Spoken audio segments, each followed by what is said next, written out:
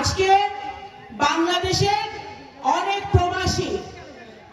প্রবাসী এখন মধ্যপ্রাচ্যে যে যুদ্ধ অবস্থা বিরাজ করছে, সেই যুদ্ধ অবস্থায় অনেক প্রবাসী কষ্টের মধ্যে আছে।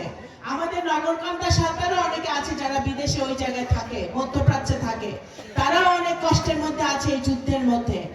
আমরা আপনাদের মেয়ে, আপনাদের সন্তান যে দায়িত্ব পালন করছে, আমার এই দায়িত্বের মধ্যে এটাও পড়ে যে আমি আমার প্রবাসীরা যারা আছে তাদেরকে কূটনীতির মাধ্যমে, পররাষ্ট্র নীতির মাধ্যমে আমরা যারা তাদেরকে যেন সুস্থভাবে ফিরিয়ে আনতে পারি এবং যারা ওখানে আসে তারা যেন ওখানে নিরাপদে থাকতে পারে।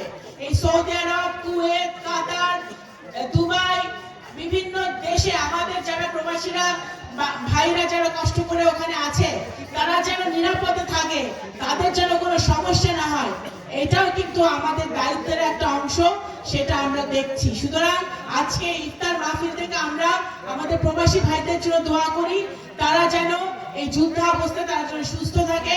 এবং আমাদের একটাই কথা, বাংলাদেশের একটাই কথা, বাংলাদেশের সরকারের একটাই কথা, যে আমরা যে কোনো অবস্থায়, যে কোনো মূল্যে এই যুদ্ধ অবস্থার অবসান চাই।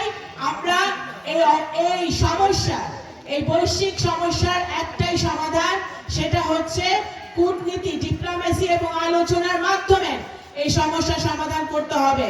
যে যুদ্ধ অবস্থা বিরাজ করছে, সেই যুদ্ধ অবস্থায় কোনো দেশের, কোনো মানুষের ক্ষতি ছাড়া কোনো উপকার হওয়ার না। সুতরাং এই অবস্থা থেকে যেন আমরা তাড়াতাড়ি নিস্তার পাই, সেটাই আমি দোয়া করছি, ইনশাআল্লাহ আমরা সকলে মিলে।